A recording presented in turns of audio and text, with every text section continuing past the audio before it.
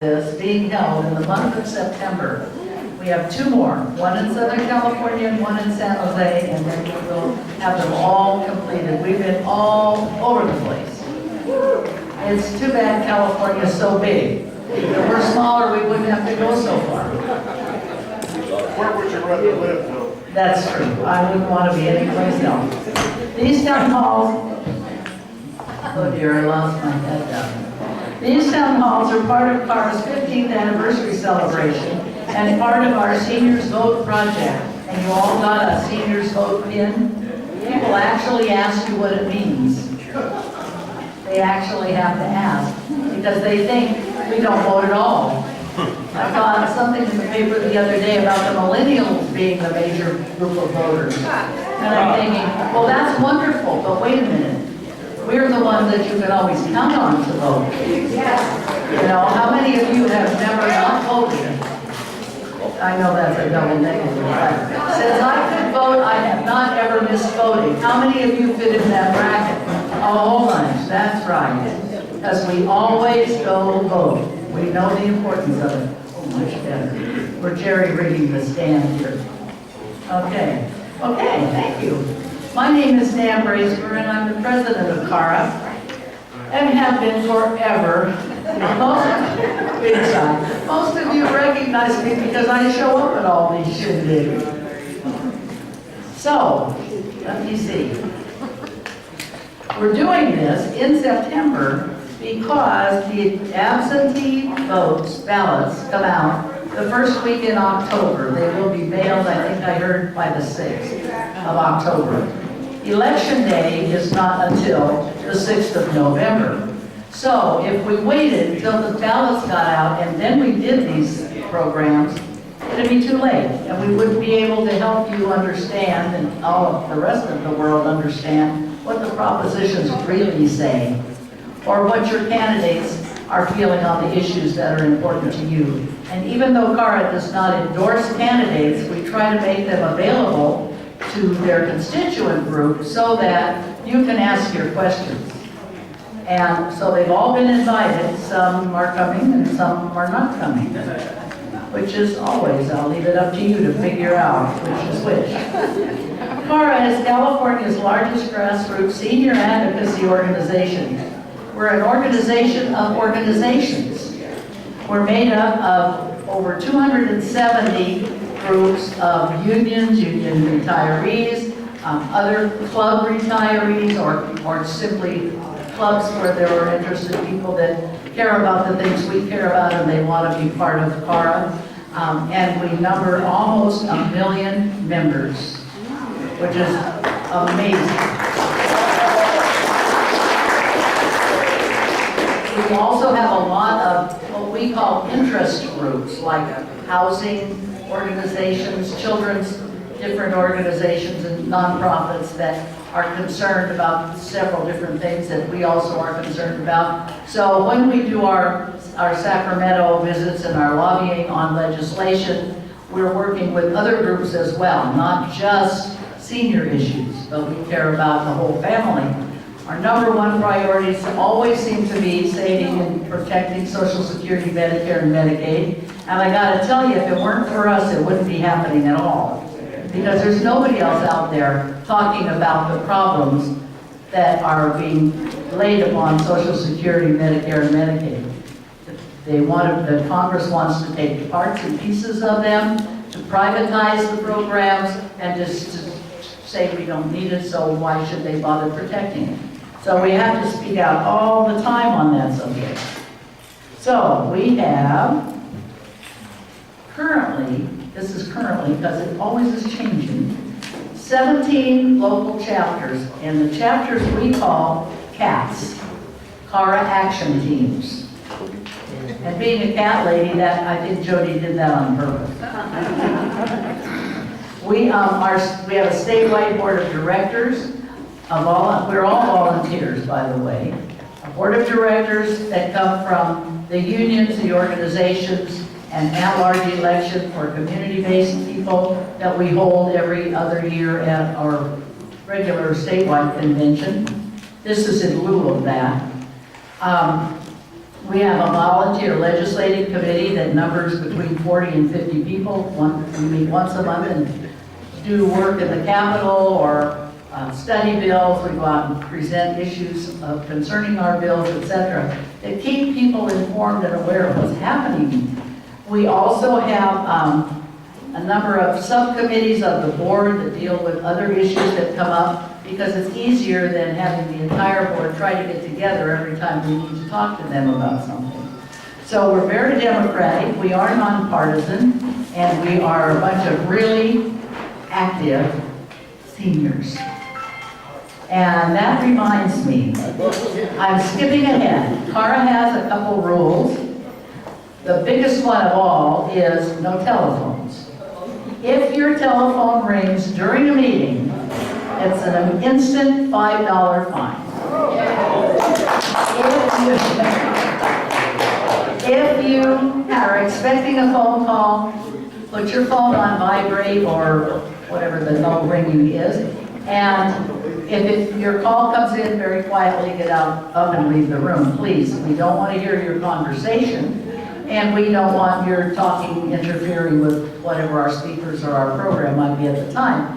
And it's become a very popular thing that we do, so we keep it up. So if you want to put your phone on vibrate, that's fine. Otherwise, please turn it off until we are finished.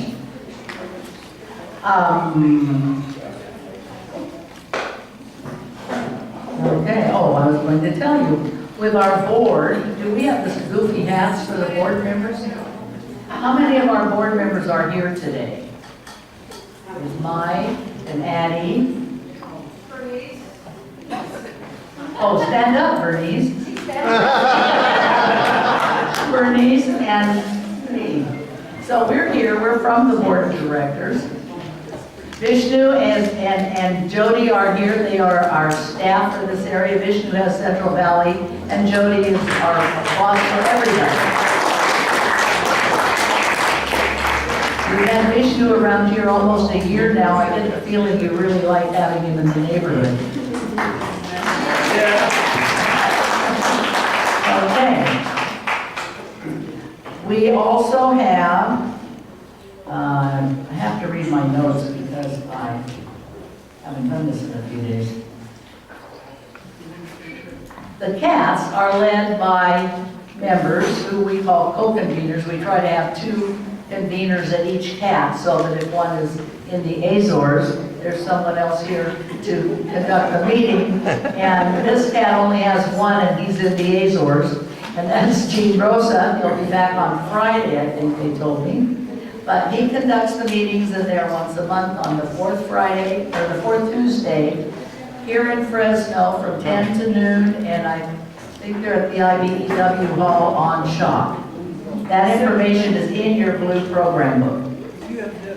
So they take care of discussing the issues Cara has before them, of making plans for activities, for rallies, participating in the things we do. So, Cara is a part of a national network of organizations through the Alliance for Retired Americans, and some of you probably get email and mail from them, and they are basically our parent organization. And we sort of serve as the retiree part of the AFL-CIO through the Alliance for Retired Americans.